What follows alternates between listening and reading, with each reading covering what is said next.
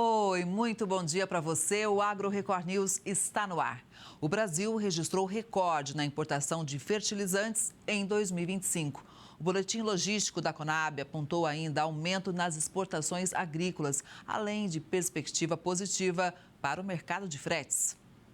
As importações brasileiras de fertilizantes alcançaram 45 milhões e meio de toneladas no ano passado, 2,68% a mais que o volume registrado em 2024, estabelecendo um novo recorde da série histórica. Esse bom desempenho reforça um cenário positivo para a agricultura nacional. Mato Grosso, Paraná e São Paulo lideram o consumo de fertilizantes no país, confirmando o protagonismo desses estados na produção agrícola brasileira. As exportações de milho, soja e farelo de soja em 2025 totalizaram 172 milhões de toneladas, um acréscimo de 6,21% em relação a 2024. Já o mercado de fretes rodoviários apresentou em dezembro comportamento diferente entre as regiões, mas manteve a estabilidade dos preços com ajustes pontuais. Na Bahia e no Maranhão, os fretes mantiveram-se estáveis. Em Goiás e Mato Grosso do Sul, ocorreu uma leve valorização. Em Mato Grosso, os fretes seguiram em patamar elevado na comparação anual, sustentados por estoques altos, safra recorde e expectativa de intensificação da colheita da soja. No Paraná e em São Paulo, as variações foram discretas. No Piauí, ocorreu forte retração na demanda, com queda média nos preços superior a 9%. Para o início de 2026, a expectativa é de alta nos valores a partir de fevereiro.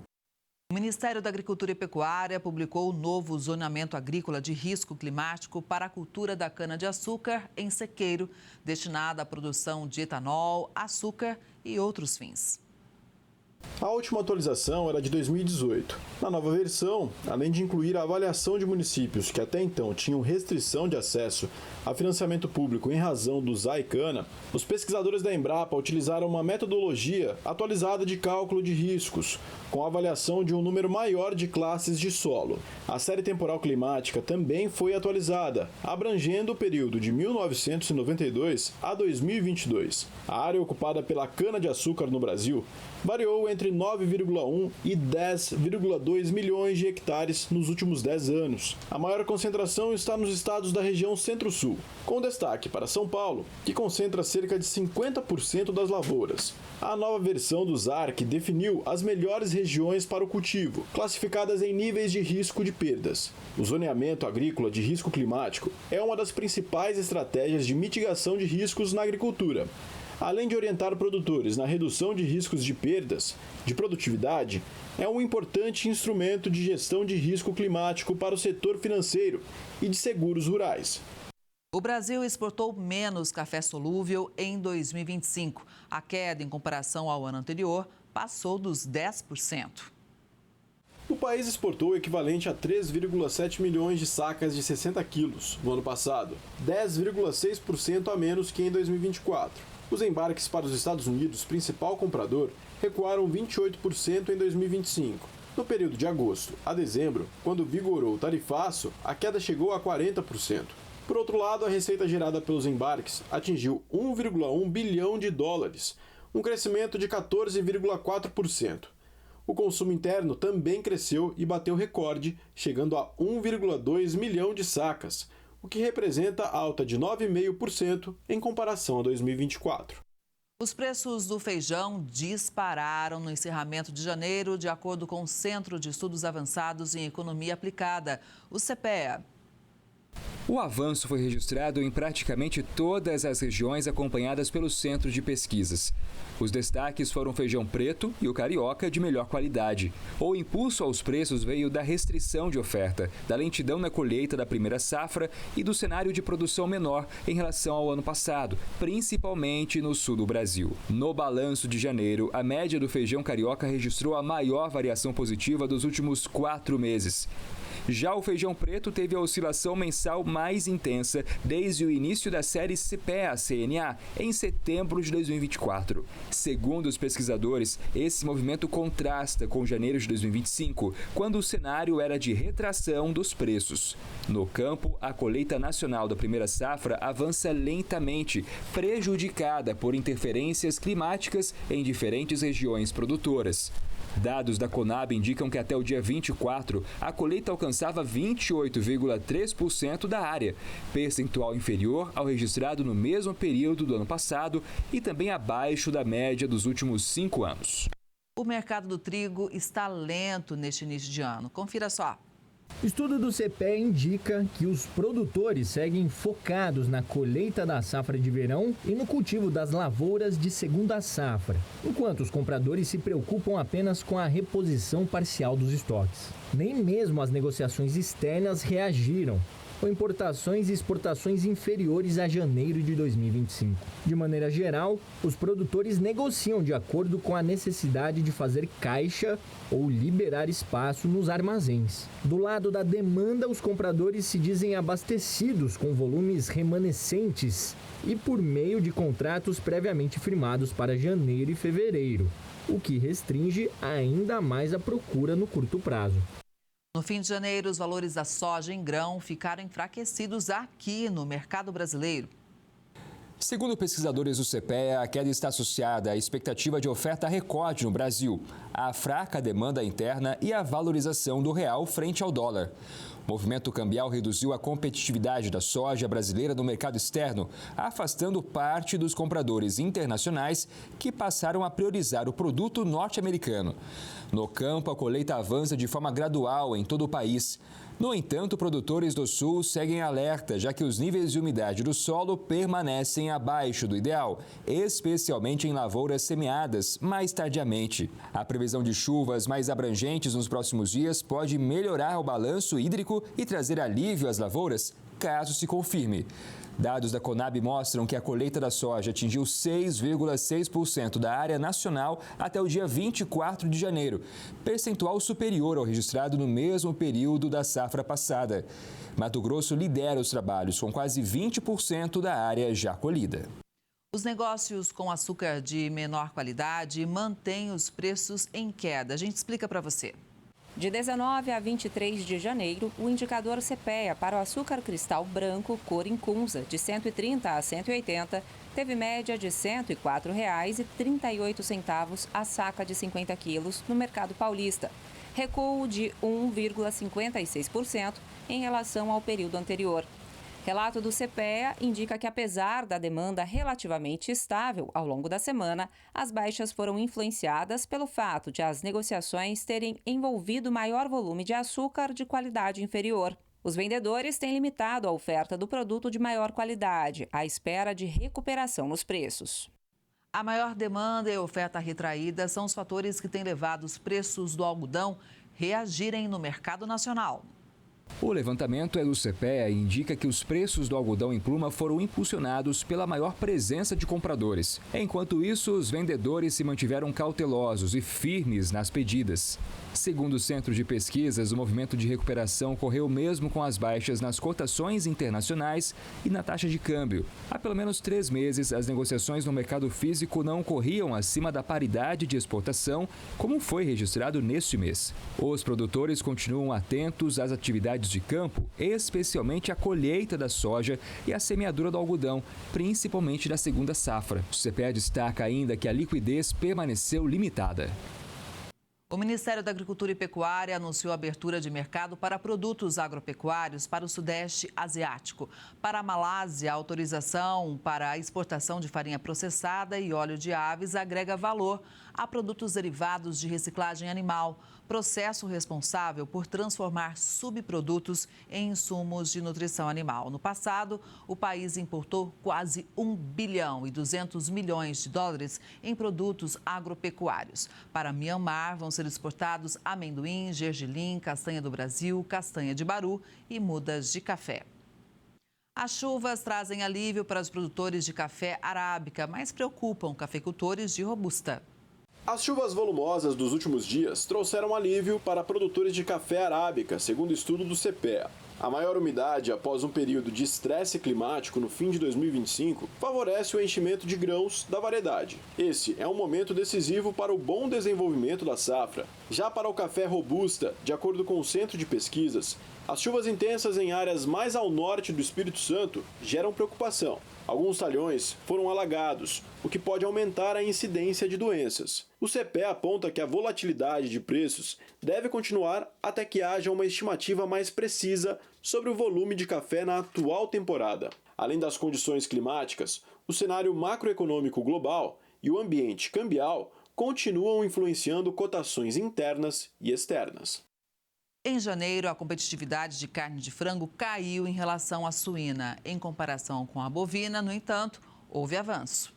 O levantamento do CPEA mostra que no atacado da Grande São Paulo, a desvalorização da proteína suína foi um pouco mais intensa do que a da avícola. No mesmo período, a carne bovina registrou leve valorização. Segundo o Centro de Pesquisas, a queda nos preços do frango e do suíno é típica do primeiro mês do ano. Nesse período, a demanda interna costuma ficar mais fraca. Isso resulta em um cenário de sobreoferta. Para a carne bovina, as altas até meados de janeiro garantiram um aumento da média mensal. Desde a última semana, porém, o ritmo dos negócios diminuiu. Os preços médios dos ovos registraram o menor patamar para o mês de janeiro em 6 anos, isso segundo o levantamento do CPEA. Em várias regiões acompanhadas pelo Centro de Pesquisas, as médias foram as menores para o período desde 2020. Até o dia 28 de janeiro, os preços estavam até 17% abaixo dos registrados em dezembro do ano passado e até 27% inferiores aos de um ano atrás. Na região de Bastos, no interior de São Paulo, a cotação média do ovo branco tipo extra a retirar na granja foi de R$ 105,57 a caixa com 30 dúzias, o que representa a queda real de 12% na comparação mensal e de 24,8% no comparativo anual. Já para o ovo vermelho, negociado na mesma praça, o valor médio de R$ 118,76 por caixa ficou 27,3% abaixo do registrado em janeiro de 2025. O aumento da criação de galinhas da raça Canela Preta tem despertado o interesse de produtores rurais no Piauí. A variedade é original do estado nordestino e uma produtora da região garante que vale sim a pena investir nesse tipo de criação. A galinha da Canela Preta não exige muitos investimentos para o criador. Ela também consegue facilmente se adaptar às mudanças climáticas, como chuva e sol, sem correr o risco de adoecer, comprometendo a criação.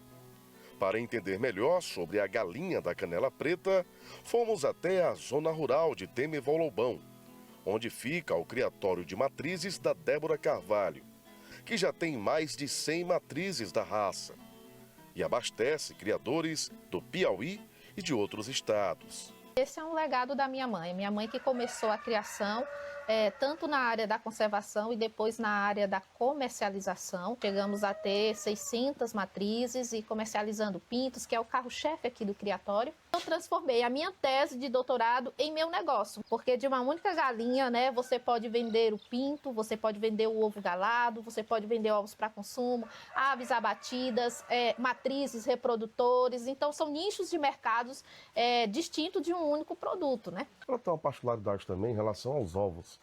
Elas acabam botando ovos coloridos.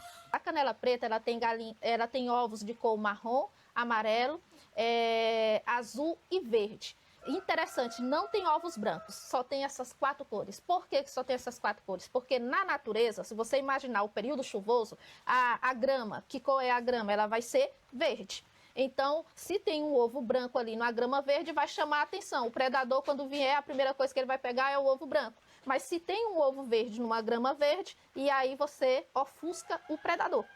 E aí, se você pensar no período seco, nós temos ali as forragens, as folhas, elas estão secas. Qual é a cor da folha seca? Marrom.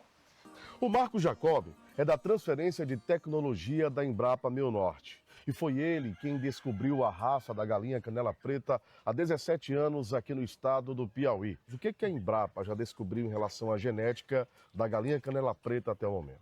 E todos os estudos apontam para que suas origens, e sua formação tenha resultado em um material genético com uma grande riqueza que é própria e com capacidade para se adaptar melhor às condições ambientais daqui da região, principalmente se tratando de semiárido, com baixa dependência também de insumos. Então tudo isso faz parte da composição e da expressão genética da raça.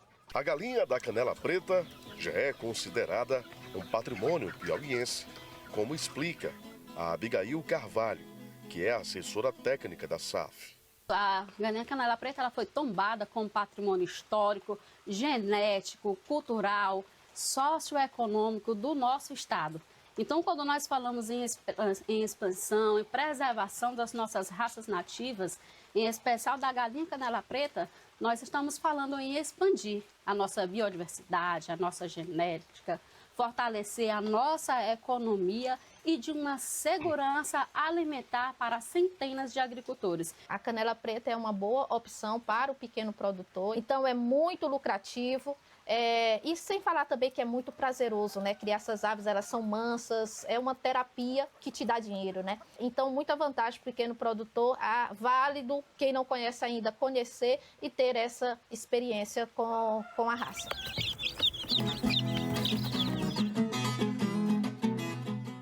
Moradores da cidade de Timon, no Maranhão, aproveitam a safra de pequi para reforçar a renda familiar. Eles vendem o fruto na beira da rodovia que passa perto da comunidade. No povoado Lagoa da Chapada, zona rural de Timon, no Maranhão, o piqui é a principal fonte de subsistência para parte dos moradores, que preservam os piquizeiros há gerações. São cerca de 60 famílias que vivem na comunidade. Nem todos trabalham diretamente com o piqui. Para alguns moradores, a venda do fruto garante a renda principal e para outros é um complemento importante no orçamento familiar. Quando a gente chega todo ano, no mês de janeiro, dezembro, a gente já começa a vender. Aí quando a gente chega aqui já tem vários clientes já que compram muito, aí é bom para nós, que vende aqui na BR. Os piquizeiros são nativos da região. Quando adquiriram terreno, os moradores decidiram manter as árvores em pé para respeitar o ciclo natural da planta. Aqueles frutos que não são consumidos pela própria família são levados à beira da rodovia e colocados à venda. Aí já vende, já pega mais e já traz e vendendo mais. O trabalho exige atenção. O piqui só está próprio para o consumo quando cai do pé. Depois da queda, o fruto precisa descansar por pelo menos um dia para que a polpa se solte da casca. Eu estou debaixo de um piquizeiro e olha como ele tá cheio. Essa árvore é muito comum no cerrado maranhense e tem um fruto cheio de nutrientes. E é nessa comunidade aqui, com a ajuda de pesquisadores da Embrapa, que o piqui tem ajudado a fortalecer a renda de muitos moradores. Um piqui na sua área de ocorrência é uma espécie que tem uma importância econômica e social muito grande, São muitas famílias que dependem, coletam, vendem, E nós temos aí uma cadeia produtiva ao redor desse produto, Tanto ele in natura como processado, Nós temos aí mini fábricas que trabalham com conserva, E outros produtos do piqui também. A Embrapa Meio Norte acompanha o desenvolvimento dos piquizeiros da comunidade há pelo menos 2 anos, orientando com práticas sustentáveis para fortalecer a produção e a proteger o cerrado. Infelizmente, ao longo do tempo, os piquizeiros têm sido diminuídos, A população de plantas, principalmente no cerrado, tem sido muito diminuído em função do nosso sistema convencional de produção, principalmente de grão e de pastagem, que vem com um sistema de desmatamento integral, No entanto, a Embrapa já criou uma metodologia, uma tecnologia, que reduz, né? Que é a tecnologia da integração lavoura, pecuária, floresta, né? Ou seja, na mesma área, não precisa você desmatar essas espécies para você ter uma integração com outras atividades, né? A Embrapa tem desenvolvido um trabalho onde você conjuga, né, a preservação de piquezeiros, bacurizeiros e outras espécies úteis, né, com atividade agrícola e atividade de produção animal também. Agora a gente fala do cenário difícil na citricultura. As chuvas intensas de janeiro aumentaram as perdas e, claro, pressionam as cotações. Segundo o CPEA, a umidade excessiva elevou a incidência de podridões e de fungos nos pomares, provocando queda de frutos e comprometendo a qualidade e a vida útil pós-colheita da laranja. Pesquisadores explicam que parte da produção destinada à indústria acaba sendo perdida, enquanto outra parcela chega ao mercado com padrão inferior. Esse cenário amplia a pressão sobre as cotações em um ambiente que já apresenta oferta elevada. O recebimento de frutas no mercado spot permanece contido, com as indústrias concentradas no cumprimento dos últimos contratos e no processamento de fruta própria. No encerramento de janeiro, o indicador do milho seguiu em queda e voltou a operar na casa dos R$ 65,00 por saca de 60 quilos. Esse patamar não era registrado desde o final de outubro de 2025. Segundo pesquisadores do CPEA, a liquidez foi baixa no período, já que os compradores priorizaram o consumo de estoques adquiridos antecipadamente, com compras apenas pontuais. Do lado da oferta, parte dos produtores, com receio de novas desvalorizações e necessidade de liberação de armazéns, mostrou maior flexibilidade nos preços. O CPEA destaca que, tradicionalmente, a colheita da soja e a maior demanda por fretes costumam sustentar os valores do milho no início do ano. No entanto, em 2026, um dos principais fatores que tem impedido reações nos preços é o elevado nível dos estoques. A estimativa é de 12 milhões de toneladas neste início de safra, contra 1,8 milhão de toneladas em 2025. Volume também superior à média das últimas 5 safras, de 9,2 milhões de toneladas. Galinha de Angola, Guiné ou capote. O nome varia de acordo com a região do país. No interior do Piauí, um casal se dedica à criação desta ave para garantir a renda da família. Por ano, marido e mulher chegam a criar 30 mil exemplares que abastecem a capital, Teresina, e também outros estados.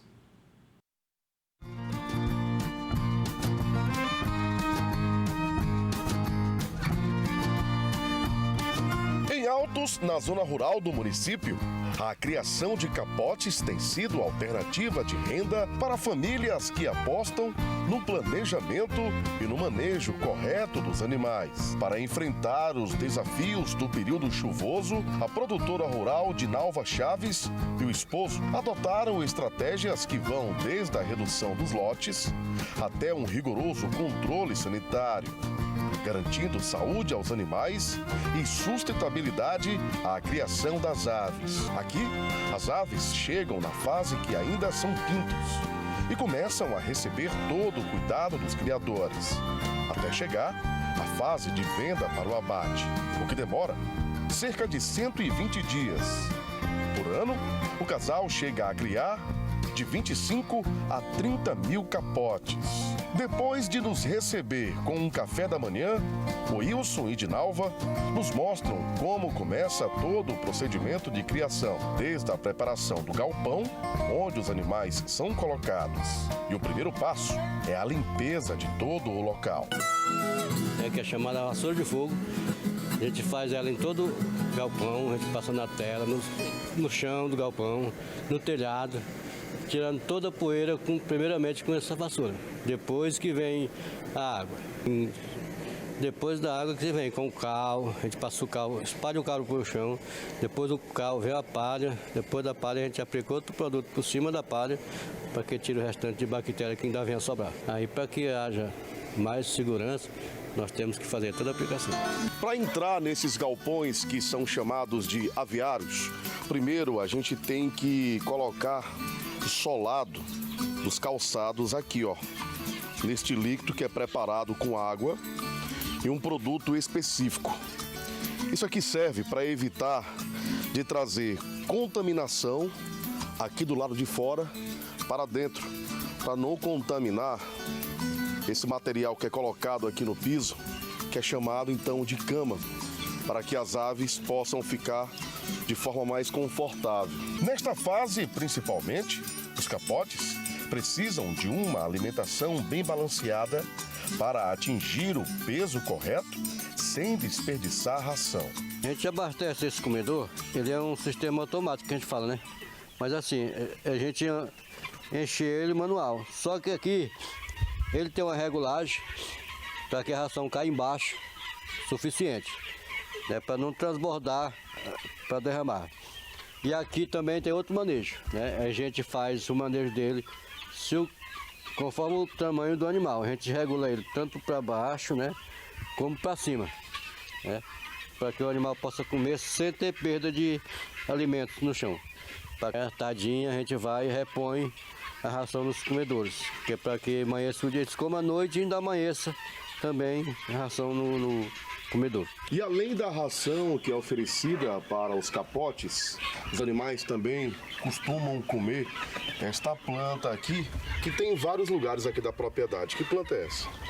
Rapaz, aqui é uma planta, é uma ave que se chama Leucena. Ela é muito conhecida, né, pelos criadores. A gente tem vários pés, a gente deixa ela, onde a semente cai, já nasce, a gente vai deixando. E ela serve de alimentação para os animais. E os capotes, eles se dão muito bem com eles, né? Para eles não ficarem só na ração, né? A gente coloca a Leucena, a gente tem também lotezinho com grama, que coloca eles para comer.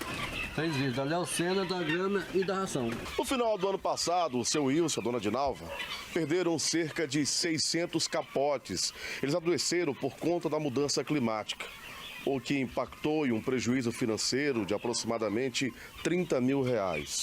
E por conta disso, eles precisam redobrar ainda mais os cuidados do manejo. Esta época do ano, por exemplo, onde acontecem as chuvas, eles reduzem a produção. Agora eles estão apenas com um lote de 600 capotes. Esse planejamento eles também fazem com a ajuda dos filhos. São 2, que são técnicos agropecuários. Qualquer coisa que acontece aqui que eu não entendo, eu passo para eles. Aí eles me dão uma orientação, como é que eu devo fazer. E assim a gente está seguindo. Mas hoje, a criação e venda de capotes do casal de produtores Dinalva e Wilson vem garantindo a principal renda da família, demonstrando um negócio lucrativo. Tudo que nós temos sai daqui, da produção dos capotes. É nossa renda, tudo daqui.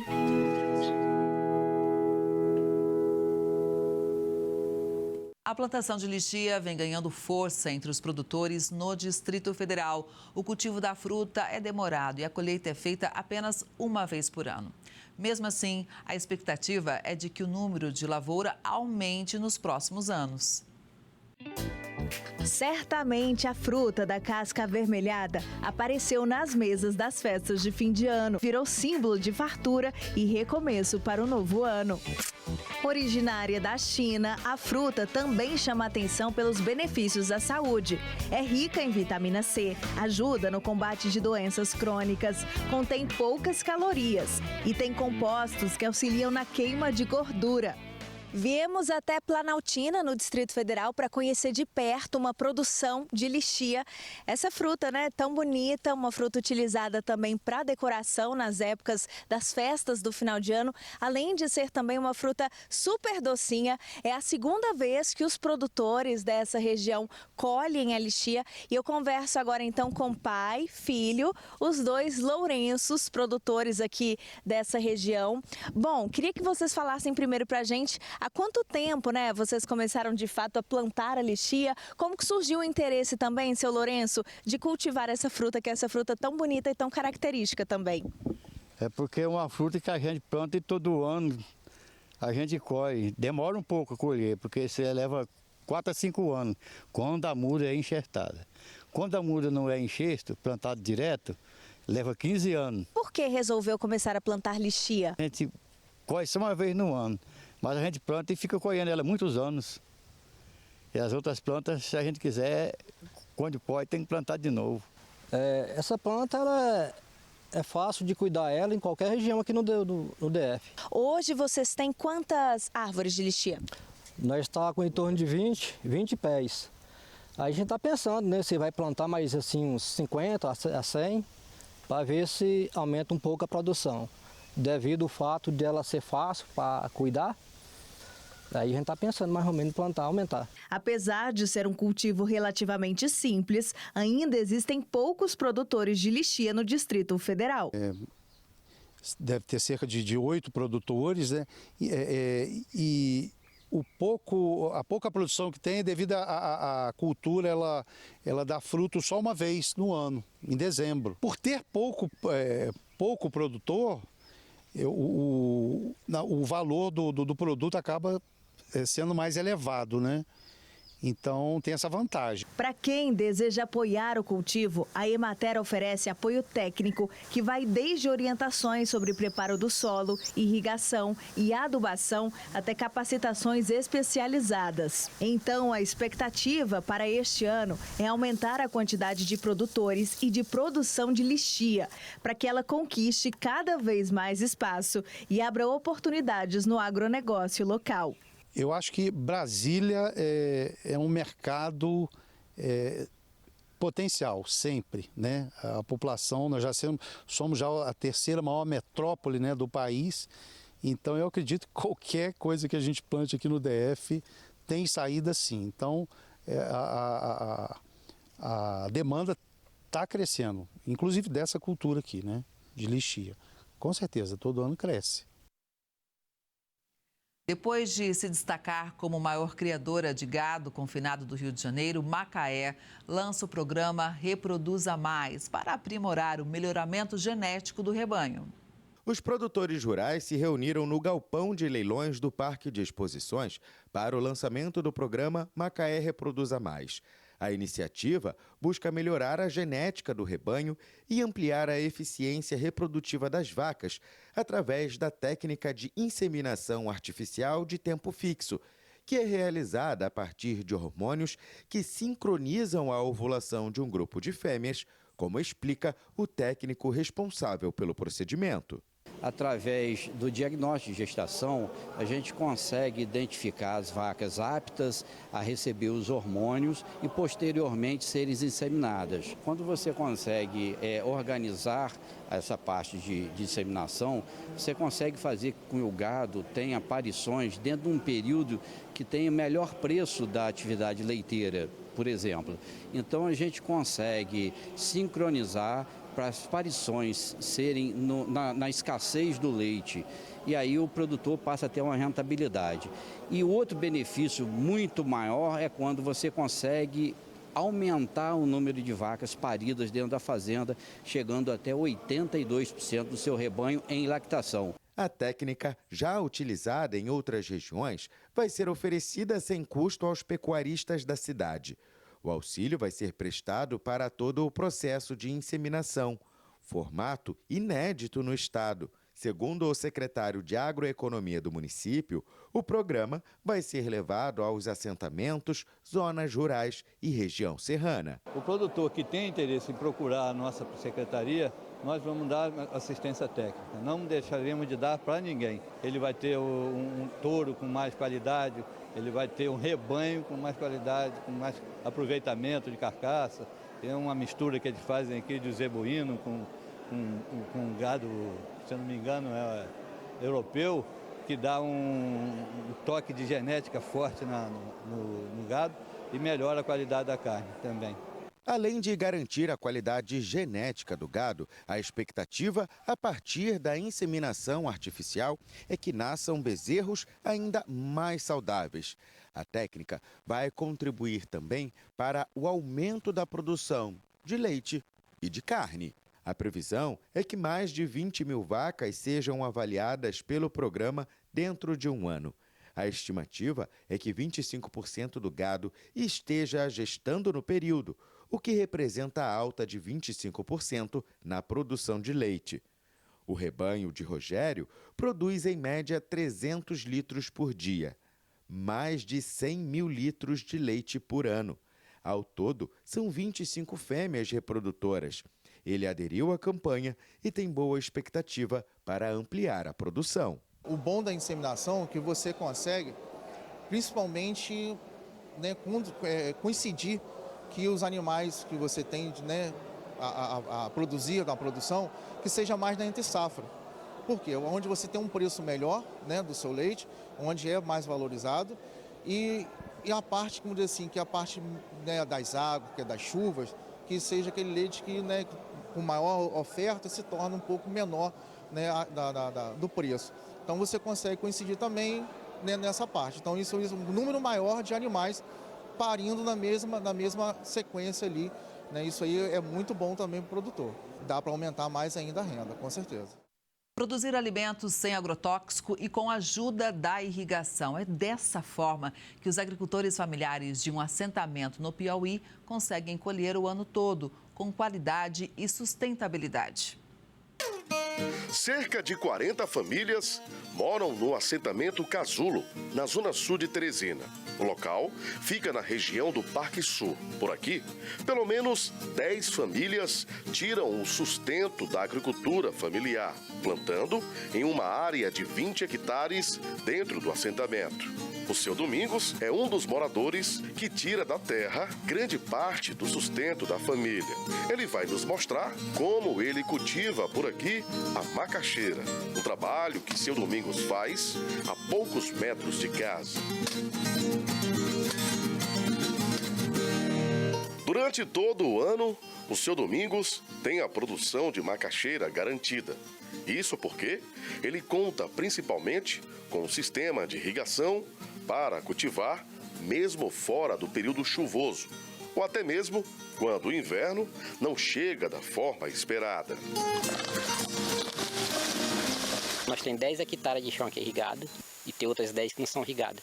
Aí nessas 10 que nós produzimos isso direto, inverno e verão, graças a Deus. Hoje nós produzimos ela com 11 meses, 12 meses, é que ela tá boa de produzir e arrancar para levar para o mercado. Eu vou plantando em piquete, né?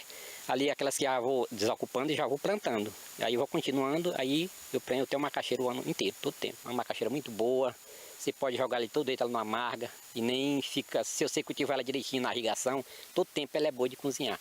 O seu Domingos nos explica um pouco mais sobre o manejo na produção. É preciso manter o local da plantação sempre limpo, principalmente em volta dos pés de macaxeira, para que a vegetação não venha sugar o desenvolvimento natural da plantação cultivada. Limpando ela sempre limpinha, porque se você quando produzir lá dentro do mato, ela não produz, ela não dá a raiz. Porque o capim tremenda na terra e ela não enxuga a planta, né? A macaxeira tem que ser todo tempo no limpo, porque se você não limpar, ela não presta. Em outros momentos, seu Domingos até chegou a usar produtos para combater ou prevenir as pragas na plantação. Mas hoje, tudo acontece de forma bem natural e a própria vegetação é usada como adubo. Quando nós começamos aqui, até em 2010, nós produzíamos um agrotóxico, mas aí a Prefeitura de Teresina, a Universidade Federal trabalhou com nós, aí nós deixamos, e foi muito bom para nós, que a gente sentia mal, tinha uma vez, com aquele produto tóxico, né, que a gente usava para plantar nas plantas. Hoje nós só cultivamos só da terra, nós produzimos, sempre usa o sol coberto, né, e ali aquele mato que nós cobre a terra, ali a gente já vai capinando e vai tramentando na terra, ali vai sendo adubo.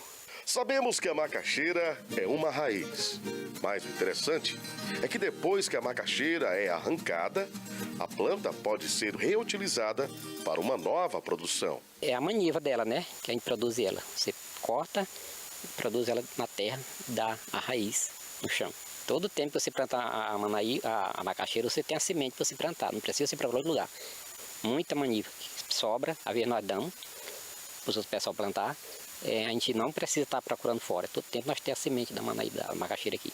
Dos 20 hectares disponíveis aqui no projeto Casulo, as famílias que participam do projeto Agricultura Familiar podem aproveitar este local para plantar de tudo, como batata doce, banana, cana-de-açúcar, feijão, milho, abacaxi e muitas outras culturas da agricultura. O seu Domingos, ele planta de tudo um pouco, mas na verdade ele prefere focar na plantação de macaxeira, chegando a produzir cerca de 5.000 quilos de macaxeira por ano. Aqui tem vezes que eu faço despachar os fregueses, não tenho não. Somente essa macaxeira nossa aqui, que todo mundo já conhece ela, todo mundo gosta da macaxeira.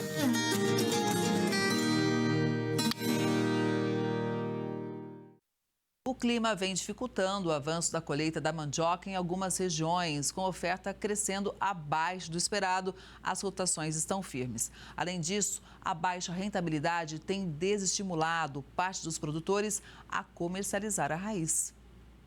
O levantamento do CPEA aponta que na última semana de janeiro, a oferta de mandioca ficou abaixo do esperado pelo mercado. Com isso, os preços da raiz se mantiveram firmes nas negociações. Para as próximas semanas, a expectativa é de chuvas irregulares, o que deve continuar limitando a colheita em algumas regiões brasileiras. Segundo o CPEA, mais produtores têm sinalizado intenção de reduzir as entregas diante dos preços atuais. A demanda pela matéria-prima deve seguir aquecida, especialmente para a formação de estoques por parte de algumas indústrias. Esse cenário indica a manutenção dos preços, com poucas oscilações no curto prazo. O agromineiro bateu recorde em 2025. Café, soja e milho sustentaram o crescimento. Dados do Ministério da Agricultura e Pecuária mostram que o valor bruto da produção agropecuária de Minas Gerais atingiu recorde em 2025. O VBP chegou a 167 bilhões e 800 milhões de reais, alta de 13,5% em relação ao ano anterior.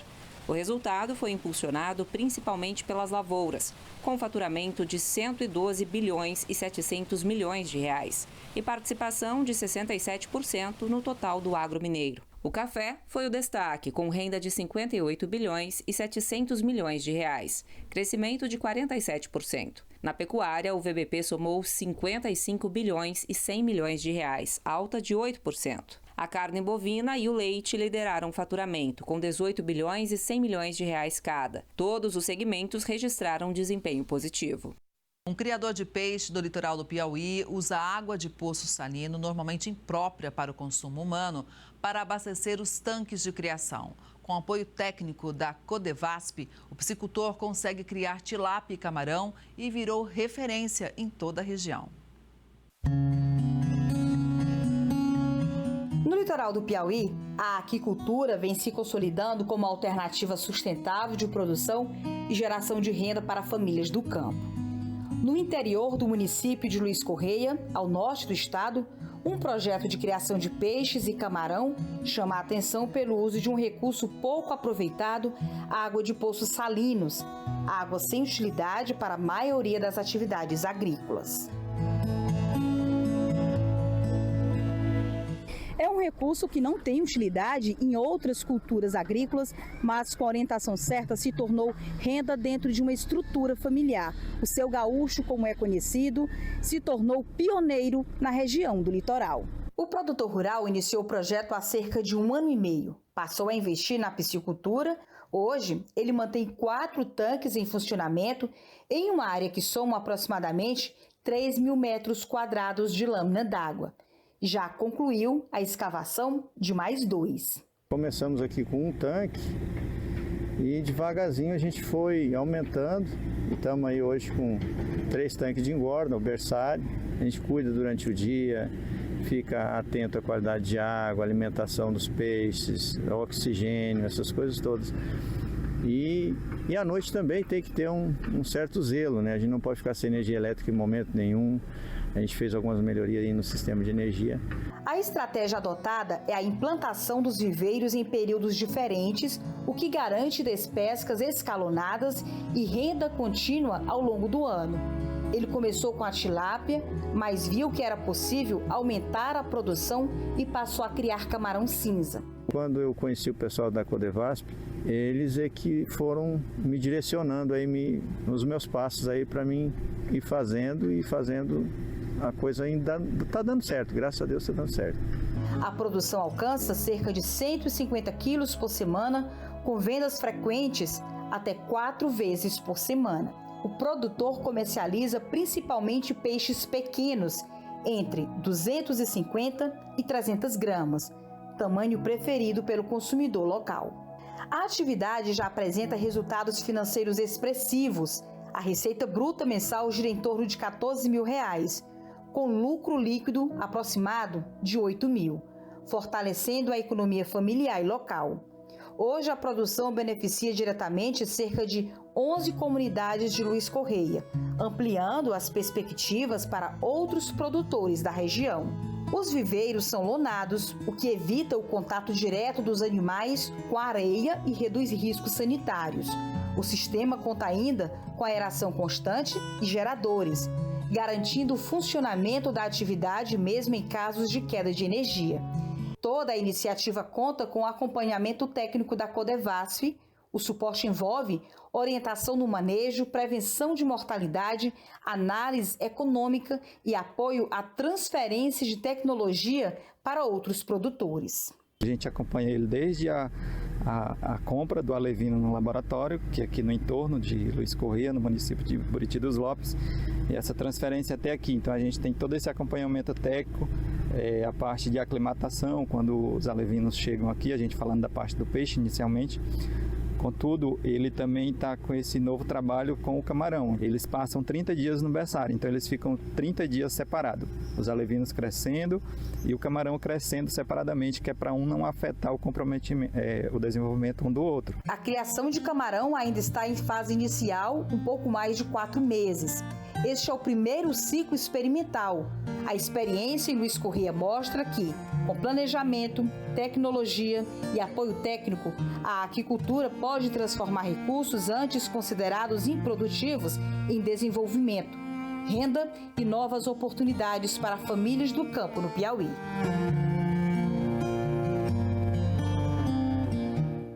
Uma polpa doce, com cheiro marcante. Estou falando de uma variedade de maracujá resistente a pragas e que é nativa do Cerrado brasileiro. Ela é resultado de anos de pesquisa da Embrapa e você confere agora. Por fora, bem verdinho, mesmo maduro. Por dentro, um amarelo perolado que deu nome ao maracujá, pérola do Cerrado, uma cultivar desenvolvida pela Embrapa a partir de espécies silvestres nativas. Um resultado de quase 20 anos de pesquisa. Fábio é um dos pesquisadores que participaram do estudo em prol da variedade lançada em 2013. Ela tem características especiais. Fábio, conta pra gente as 4 aptidões desse maracujá. Então, esse maracujá ele pode ser cortado e comido in natura. Ele pode ser utilizado para processamento industrial, sucos, mousses. Né? Ele tem uma flor muito bonita, então tem um potencial ornamental, uma flor branca, né, muito bonita. E uma característica importante é que ele tem propriedades funcionais. Já foi comprovado pela pesquisa que esse maracujá tem propriedades anti-estresse. Né? Melhora a qualidade do sono, né? Tem esses efeitos benéficos para o sistema nervoso central. Apesar de ser menor do que o maracujá tradicional, ele é mais pesado, o que mostra que ele tem muito suco. A polpa corresponde a 40% do fruto, os outros 60% são sementes e casca. O cheiro é marcante e o sabor diferente. Docinho, muito bom. Tem uma leve acidez, né? Na área rural do Riacho Fundo 2, no Distrito Federal, conhecemos os produtores Flávio e Ailton, que investiram na variedade há 4 anos e não se arrependeram. Que a gente tem visto que tem dado certo, tem demanda pelo produto, né? E as dificuldades de produção, como acho que qualquer lavoura, mas é uma atividade que tem dado retorno, principalmente para os parceiros, né? Que os parceiros que a gente mantém aqui na propriedade. O filho do Ailton, o Arthur, é estudante de agronomia e ajuda no dia a dia da produção do maracujá, sempre com foco na sustentabilidade. Minha expectativa é sempre evoluir mais, aprender mais sobre a área, sobre o cultivo do próprio maracujá, outros cultivares que a gente possa talvez implementar em conjunto aqui, e sempre buscando alternativas agroecológicas que não agridam tanto o solo que a gente precisa dele. Para ter um cultivo de qualidade, desde o início eles recebem a orientação da Emater. Bom, primeiro ele não tinha tudo isso, né? Ele começou com a experiência, começou com a Embrapa, como pesquisador com as mudas e tal. E hoje ele já vem com ele mesmo produzindo suas próprias mudas de frutos sadios. Então ele está escolhendo, selecionando e produzindo. O senhor tem aqui produção todos os dias, né? Todos os dias. E aqui a gente mostra todas as etapas de produção, desde o botão até a floração, até o fruto, né? Exatamente. Esses são os botõezinhos. Botões florais, já flores abrindo, a botão fecundado já. E o ciclo continua. Aí, já a maracujá quase caindo já, que já está maduro. É um ciclo completo da produção de maracujá pérola. E a polinização é noturna? A noturna pelo morceguinho à noite que vem aqui. Só morcego? Morcego, a mariposa, abelhas. E o senhor utiliza só a polinização natural ou tem manual também? E a gente às vezes faz manual, mas raramente a gente faz manual. Mas tem a polinização feita com um aparelhozinho que a gente tem lá de fazer a polinização à noite. Ah, mas os bichinhos estão fazendo o trabalho certinho. Então tem muita gente trabalhando, muito pessoal trabalhando, muito morceguinho trabalhando para nós. Do campo para o beneficiamento. Que tal um delicioso sorvete artesanal de maracujá pérola do Cerrado? Há 20 anos, os pesquisadores da Embrapa procuraram a Rita e a Anitta, que são donas da sorveteria, para ter uma experiência com esse maracujá pérola do Cerrado, que tinha outro nome, inclusive, né? É verdade, ele foi apresentado para a gente como maracujá do sono. E era uma maracujá que iniciou uma pesquisa, para iniciar uma pesquisa, para ver o potencial dele no mercado. E aí essa pesquisa ela foi muito assim no sentido de pesquisar como ele poderia, ser desenvolvido e encaminhado para os pequenos produtores. Anitta, conta pra gente como é que foi a recepção desse maracujá aqui para os clientes. Como ele era uma novidade, os clientes ficaram entusiasmados de provar, de ver a diferença, porque ele tem algumas diferenças no sabor, ele tem muita personalidade. Então, pra gente foi uma surpresa e eu tenho certeza que os clientes também gostaram.